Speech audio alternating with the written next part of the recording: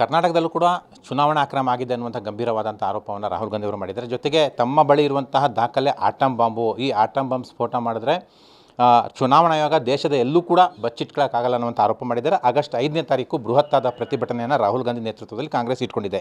ಅವರ ಮುಖ್ಯವಾದಂಥ ಆರೋಪ ಬೆಂಗಳೂರು ಕೇಂದ್ರ ಲೋಕಸಭಾ ಕ್ಷೇತ್ರದಲ್ಲಿ 3ರಿಂದ 4 ವಿಧಾನಸಭಾ ಕ್ಷೇತ್ರಗಳಲ್ಲಿ ಅಕ್ರಮ ಆಗಿದೆ, ಅಕ್ರಮ ಮೂಲಕ BJP ಅಭ್ಯರ್ಥಿಯನ್ನು ಗೆಲ್ಲಿಸ್ಕೊಂಡಿದ್ದಾರೆ ಅನ್ನುವಂಥ ಆರೋಪ, ಜೊತೆಗೆ ಚುನಾವಣಾ ಆಯೋಗದ ಮೇಲೆ ನೇರವಾದಂಥ ಆರೋಪವನ್ನು ಮಾಡ್ತಾ ಇದ್ದಾರೆ. ನಮ್ಮ ಜೊತೆ ಬೆಂಗಳೂರು ಕೇಂದ್ರ ಲೋಕಸಭಾ ಕ್ಷೇತ್ರದ BJP ಸಂಸದರಾಗಿರುವಂಥ PC ಮೋಹನ್ ಅವರಿದ್ದಾರೆ. ಸರ್, ಕಾಂಗ್ರೆಸ್ನವರ ಈ ಆರೋಪಕ್ಕೆ ನೀವೇನು ಹೇಳ್ತೀರಾ? ನಿಮ್ಮ ಕ್ಷೇತ್ರದ ಮೇಲೆ ಆರೋಪ ಮಾಡ್ತಿದ್ದಾರೆ ಅವರು. ನೋಡಿ, ಯಾವುದೇ ಒಂದು ಪಕ್ಷ ಆಗಲಿ ಅಭ್ಯರ್ಥಿ ಆಗಲಿ ಚುನಾವಣೆಯಲ್ಲಿ ಅಕ್ರಮ ಆಗಿದೆ ಅಂತ ಹೇಳಿದ್ರೆ 45 ದಿವಸದ ಒಳಗಡೆ ಚುನಾವಣೆ ಆಯೋಗಕ್ಕೆ ಒಂದು ಕಂಪ್ಲೇಂಟ್ ಕೊಡಬೇಕು. ಅವ್ರ ಹತ್ರ ಯಾವುದೇ ಒಂದು ಈಗ ಚುನಾವಣೆ ಕಳೆದ 15 ತಿಂಗಳಾದಮೇಲೆ ಈಗ ಜ್ಞಾನೋದಯ ಆಗಿ ಏನೋ ಆಗಿದೆ ಅಂತ ಹೇಳ್ತಾರೆ. ಇವ್ರ ಹತ್ರ ಸಬೂತ್ ಇದ್ದಿದ್ರೆ, ಇವ್ರ ಹತ್ರ ಪ್ರೂಫ್ ಇದ್ದಿದ್ದರೆ ಇವರು ಖಂಡಿತವಾಗ್ಲೂ ಕೂಡ ಇವರು ಕೋರ್ಟ್ಗೆ ಹೋಗಿರೋವಂಥದ್ದು. ಇವತ್ತು ಕೋರ್ಟ್ ಇಲ್ದಿರೋದ್ರಿಂದ ಬಂದು ಇವತ್ತು ರಸ್ತೆಯಲ್ಲಿ ಇಳಿದಿದ್ದಾರೆ. ಇವತ್ತು ರಾಹುಲ್ ಗಾಂಧಿ ಅವರು ಯಾಕೆ ಬರ್ತಾ ಇದ್ದಾರೆ ಅಂತ ಹೇಳಿದ್ರೆ, ವಿರೋಧ ಪಕ್ಷದ ನಾಯಕರು ಇವತ್ತು ತಮಗೆ ಗೊತ್ತಿರಬೇಕು, ಬಿಹಾರದ ಚುನಾವಣೆ ಇನ್ನೊಂದು 2-3 ತಿಂಗಳಲ್ಲಿ ಬರ್ತಾ ಇದೆ. ಅಲ್ಲಿ ಏನಾಗಿದೆ, ಎಲೆಕ್ಷನ್ ಕಮಿಷನ್ ಅವರು ಸತ್ತಿರೋವಂಥವ್ರು ಡಬ್ಬಲ್ಲು ತ್ರಿಬಲ್ಲು 2 ಕಡೆ 3 ಕಡೆ ಇರೋವಂಥ ವೋಟರ್ಸ್ ಯಾರಿದೆ ಅವ್ರನ್ನೆಲ್ಲ ತೆಗೆದಿದ್ದಾರೆ. ಇವತ್ತು ಇವ್ರಿಗೆ ಅದನ್ನು ಇಡೀ ಪಾರ್ಲಿಮೆಂಟಲ್ಲೂ ಕೂಡ ಪಾರ್ಲಿಮೆಂಟ್ ನಡೆದಿರೋಂಗೆ ಅಲ್ಲಿ ಕೂಡ ಪ್ರತಿಭಟನೆ ಮಾಡ್ಕೊಂಡು ಬರ್ತಾಯಿದೆ. ಅದನ್ನು ಮುಂದುವರಿಸಲಿಕ್ಕೆ ಇಲ್ಲಿ ಬಂದಿದ್ದಾರೆ.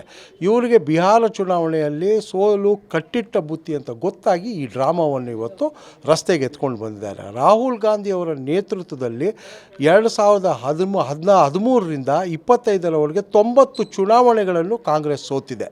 ಇನ್ನು ಮುಂಬರೋ ದಿನಗಳಲ್ಲೂ ಕೂಡ ಅದೇ ಅವ್ರಿಗೆ ಪರಿಸ್ಥಿತಿ ಬರ್ತಾಯಿದೆ ಅಂತ ನಾನು ಹೇಳಲಿಕ್ಕೆ ಇಚ್ಛೆ. ಅವ್ರ ಮುಖ್ಯವಾದಂಥ ಆರೋಪ ಬೆಂಗಳೂರು ಕೇಂದ್ರ ಲೋಕಸಭಾ ಕ್ಷೇತ್ರದಲ್ಲಿ ಮಹದೇವಪುರದಲ್ಲಿ ಏಕಾಏಕಿ ಮತದಾರರ ಹೆಸರು ಸೇರ್ಪಡೆ ಆಯಿತು. 60,000ಕ್ಕೂ ಹೆಚ್ಚು ಮತದಾರರ ಸೇರ್ಪಡೆ. ಅದೇ ರೀತಿ ನಿಮ್ಮದೇ ಲೋಕಸಭಾ ಕ್ಷೇತ್ರದ ರಾಜಾಜಿನಗರ, ಶಿವಾಜಿನಗರ, ಗಾಂಧಿನಗರದಲ್ಲೂ ಕೂಡ ಅಡಿಷನ್ ಮತ್ತು ಡಿಲಿಷನಲ್ಲಿ ಅಕ್ರಮ ಆಗಿದೆ ಚುನಾವಣಾ ಆಯೋಗದಿಂದ ಅನ್ನುವಂಥ ಆರೋಪ. ಇದಕ್ಕೇನು ಹೇಳ್ತೀರಾ? ನೋಡಿ, ಈಗ ಬೆಂಗಳೂರು, ಹಳೆ ಬೆಂಗಳೂರು ಏನಿದೆ ಅದು ರಾಜಾಜಿನಗರ ಇರ್ಬೋದು, ಗಾಂಧಿನಗರ ಇರ್ಬೋದು, ಚಾಮರಾಜಪೇಟೆ ಇರ್ಬೋದು, ಬಸವನಗುಡಿ ಇರ್ಬೋದು, ಜಯನಗರ ಇರ್ಬೋದು, ಈ ಎಲ್ಲ ಭಾಗಗಳು ಕೂಡ ಈಗ ಆಲ್ರೆಡಿ ಸ್ಯಾಚುರೇಟ್ ಆಗಿದೆ. ಇಲ್ಲಿ ಜನಸಂಖ್ಯೆ ಇನ್ನೂ ಜಾಸ್ತಿ ಆಗಲಿಕ್ಕೆ ಜಾಗನೂ ಇಲ್ಲ, ಸ್ಕೋಪು ಇಲ್ಲ.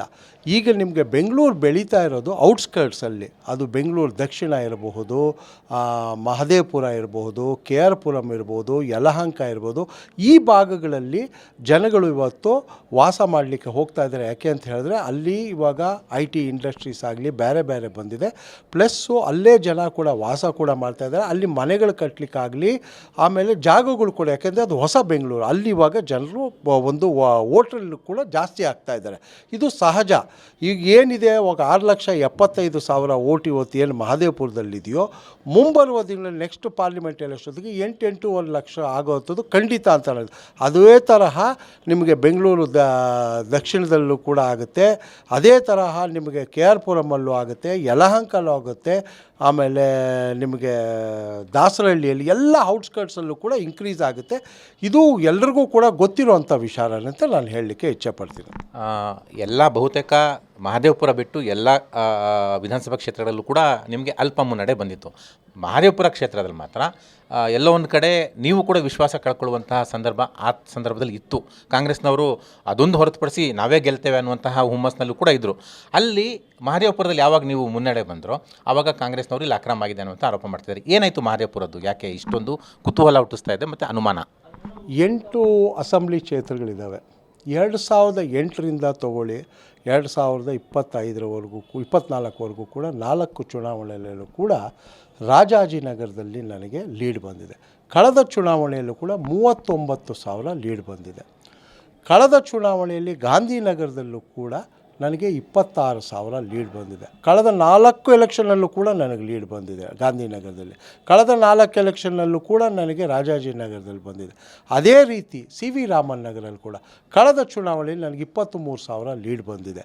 ಕಳೆದ 4 ಚುನಾವಣೆಗಳಲ್ಲೂ ಕೂಡ ಅಲ್ಲಿ ಕೂಡ CV ರಾಮನ್ ನಗರಲ್ಲೂ ಕೂಡ ಲೀಡ್ ಬಂದಿದೆ. ಅದೇ ಥರ ಮಹದೇವಪುರದಲ್ಲೂ ಕೂಡ ನನಗೆ ಏನು ಲೀಡು ಬಂದಿರೋದು ಕಳೆದ 4 ಚುನಾವಣೆಗಳಿಂದ ಕೂಡ ಬಂದಿದೆ. ಲಾಸ್ಟ್ ಟೈಮ್ ಕೂಡ ನನಗೆ 80,000 ಲೀಡ್ ಬಂದಿತ್ತು.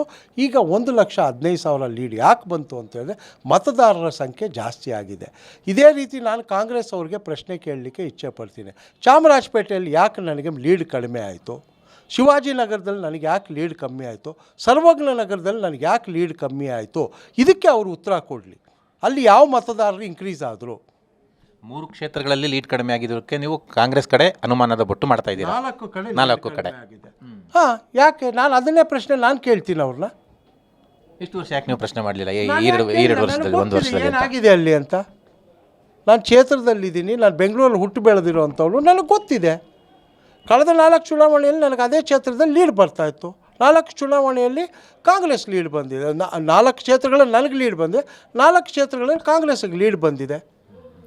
ನನಗೆ ಮಹದೇವಪುರದಲ್ಲಿ ವೋಟರ್ಸ್ ಜಾಸ್ತಿ ಆಗಿರೋದ್ರಿಂದ, ಮತದಾರರು ಜಾಸ್ತಿ ಆಗಿರೋದ್ರಿಂದ ಲೀಡ್ ಕೂಡ ಜಾಸ್ತಿ ಆಗಿದೆ. ಇದೇ ರೀತಿ ಸರ್ವಜ್ಞ ನಗರದಲ್ಲಿ ಮತದಾರರು ಜಾಸ್ತಿ ಆಗಿರೋದ್ರಿಂದ ಕಾಂಗ್ರೆಸ್ಸಿಗೆ ಲೀಡ್ ಬಂದಿದೆ, 72,000 ಲೀಡ್ ಬಂದಿದೆ. ಕಾಂಗ್ರೆಸ್ನವರು ಅಂದರೆ ರಾಹುಲ್ ಗಾಂಧಿ ಅವರು ಆಗಸ್ಟ್ 5ನೇ ತಾರೀಕು ಇದಕ್ಕೆ ದಾಖಲೆ ರಿಲೀಸ್ ಮಾಡ್ತಾ ಇದ್ದಾರೆ.